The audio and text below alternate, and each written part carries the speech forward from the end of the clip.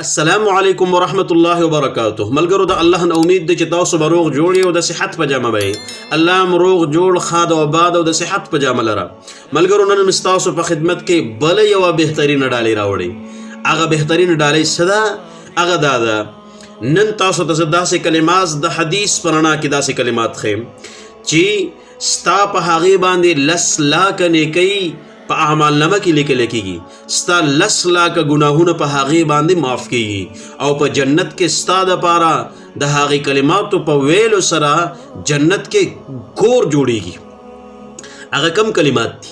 راځئ چې وګورو. حدیث د عمر رضی الله عنه کې راځي وی ان رسول الله صلی الله علیه وسلم قال، وی رسول الله صلی الله علیه و آله وسلم فرمایلی من قال فی السوق، چاچ په بازار کې دا کلمات ویل کم هغه دا یاد کا، لا اله الا الله وحده لا شریک له له الملك وله الحمد يحيي ويميت وهو حي لا يموت بيده الخير وهو على كل شيء قدير، نوی كتب الله له ألف حسنه، الله تعالی به د هغه دپاره لس لاک نیکۍ په عمل نامه کې ولیکي، ومحا عنه ألف سیئه، او د هغه د اعمال نامې نه به لس لاک ګناهونه معاف کی او ختم به کی، او وبنا له بیتا فی الجنه، او په جنت کې به دغه انسان دپاره کور جوړ کی.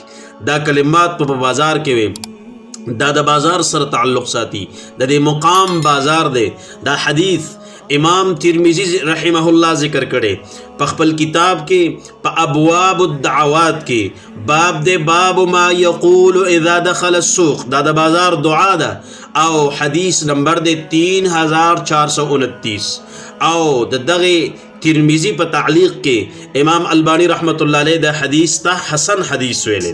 الله دې عمل کولو توفیق راکړي. والسلام ورحمت الله وبرکاته.